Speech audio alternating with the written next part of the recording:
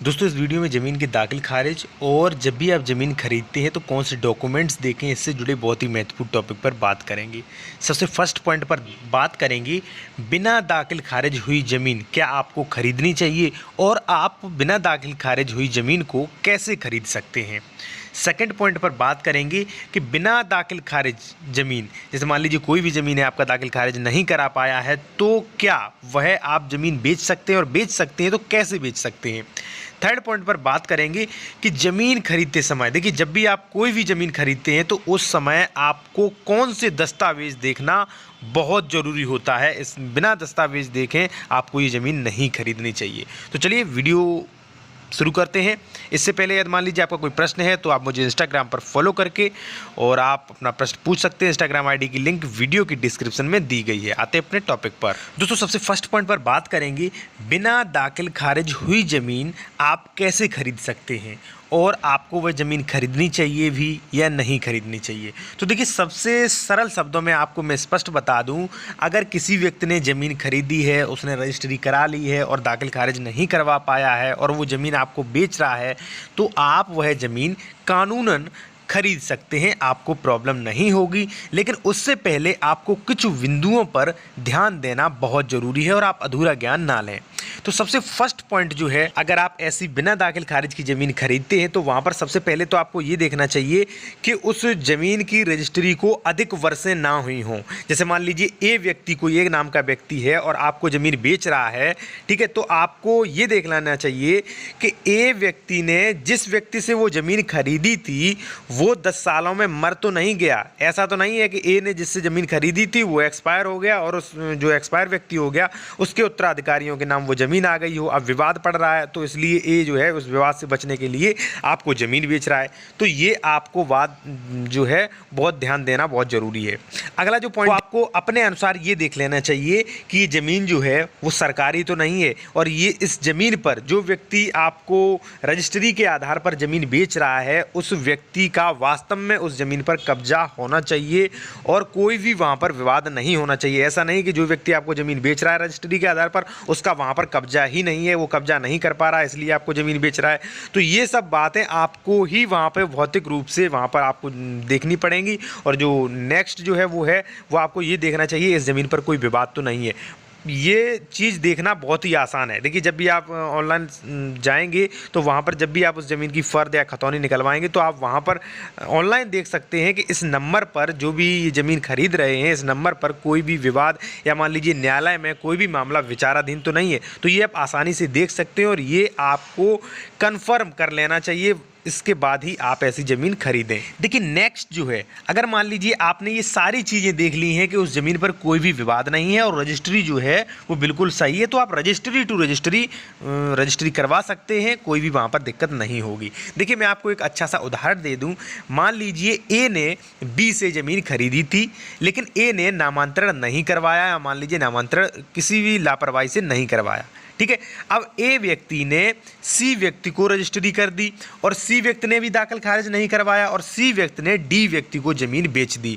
तो देखिए यहाँ पर जो डी व्यक्ति ने रजिस्ट्री के आधार पर ज़मीन खरीदी है तो वहाँ पर डी व्यक्ति को कोई भी दिक्कत नहीं होनी चाहिए, कोई भी दिक्कत नहीं होगी और वहाँ पर जो रजिस्ट्री जो डी व्यक्ति ने कराई है वो अवैध भी नहीं होगी। बशर्ते जो मैंने आपको सभी शर्तें जो आगे बताई थी वो पूरा होना चाहिए। वहाँ पर किसी भी रजिस्ट्री कराते समय किसी भी कोई भी अनियमितताएं ना हुई हो और किसी भी नियम का उल्लंघन ना हुआ और कोई भी उस ज़मीन पर विवाद ना हो, ठीक है। तो यहाँ पर रजिस्ट्री टू रजिस्ट्री जो है करा सकते हैं, क्योंकि दोस्तों जैसा कि मैंने आपको अगले वीडियो में भी बताया था कि रजिस्ट्री जो होती है वो अत्यधिक कब्जे पे और जो भी आपके हित हैं उस पर महत्व देती है। जैसे मान लीजिए ए व्यक्ति था, ठीक है, बी ने ए को रजिस्ट्री कराई, यानी कि बी ने अपना हित और कब्जा उस ज़मीन पर ए को दे दिया।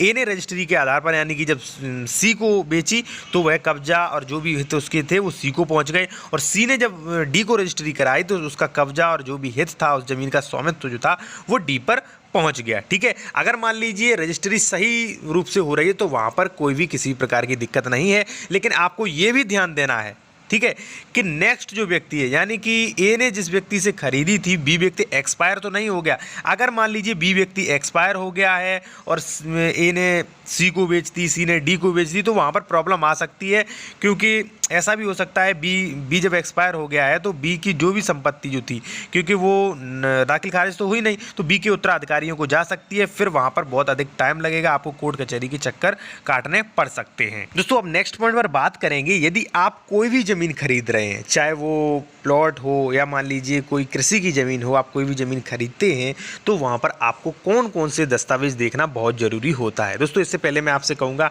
यदि मान लीजिए आपका इस टॉपिक से जुड़ा कोई भी प्रश्न है, आप कोई भी मुझसे फ़ोन पर सलाह लेना चाहते हैं, तो आप कालमी फॉर मोबाइल ऐप द्वारा मुझसे बात कर सकते हैं। कालमी फॉर मोबाइल ऐप कैसे यूज़ करते हैं इसका वीडियो मैंने बनाया है और वीडियो की लिंक जो है वीडियो की डिस्क्रिप्शन में दी गई है। आते हैं अपने टॉपिक पर कि ज़मीन खरीदते समय आपको कौन कौन से दस्तावेज देखना चाहिए। तो देखिए सबसे पहले यदि मान लीजिए आप कोई भी प्लॉट खरीद रहे हैं या मान लीजिए कृषि की ज़मीन खरीद रहे हैं, तो सबसे पहले फर्स्ट डॉक्यूमेंट है वो है आपको रजिस्ट्री देखना, कि आप रजिस्ट्री उस ज़मीन की ज़रूर चेक कर लें। और ये भी आप चेक करें कि रजिस्ट्री जो है वो वैलिड है, यानी कि रजिस्ट्री जो है वो फर्जी तो नहीं है। सबसे पहला तो यही स्टेप है। देखिए जब आप किसी ज़मीन की रजिस्ट्री देख लेते हैं तो वहाँ पर आपको सभी चीज़ें वहाँ पर आपको मिल जाएंगी कि ये ज़मीन कब खरीदी गई थी, ये ज़मीन कितने डेसिमल यानी कि कितने वर्ग फुट, कितने वर्ग मीटर, वहाँ पर सभी चीज़ें जो हैं वो लिखी गई होंगी। और आप तारीख जो है, तारीख का ध्यान रखें।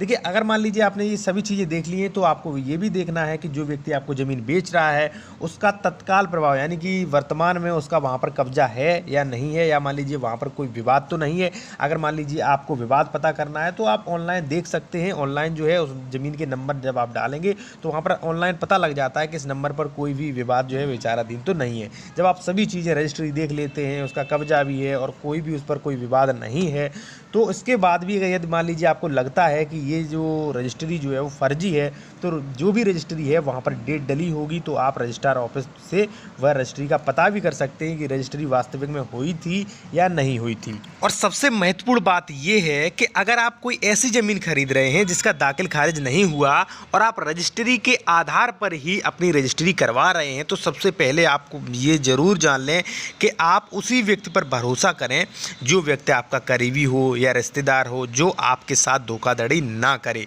क्योंकि यदि मान लीजिए आप रजिस्ट्री टू रजिस्ट्री खरीद रहे हैं, उसके नाम दाखिल खारिज नहीं है, तो आप ऐसा भी कर सकते हैं कि भाई उससे ये बोलें कि भाई आप जो है अपनी ज़मीन का दाखिल खारिज करवा लें, उसके बाद जो है आपकी ज़मीन हम खरीद लेंगे। या मान लीजिए दाखिल खारिज की जो भी फ़ीस है, सामान्यतः 2-3 हज़ार रुपये जो भी फ़ीस है, या मान लीजिए जो भी लेट पेनल्टी है, वो आप दे के उस व्यक्ति के नाम दाखिल खारिज करवा सकते हैं। उसके बाद जो है वो ज़मीन खरीद सकते हैं। इससे आपको भविष्य में कोई भी प्रॉब्लम नहीं आएगी। मेरे कहने का मतलब ये है कि जब भी आप रजिस्ट्री टू रजिस्ट्री कराते हैं तो आप उसी व्यक्ति से खरीदें जिस पर आपको विश्वास हो कि ये व्यक्ति मेरे साथ फ्रॉड नहीं करेगा, अन्यथा के तौर पर आप ऐसी ज़मीन खरीदने से बचें। और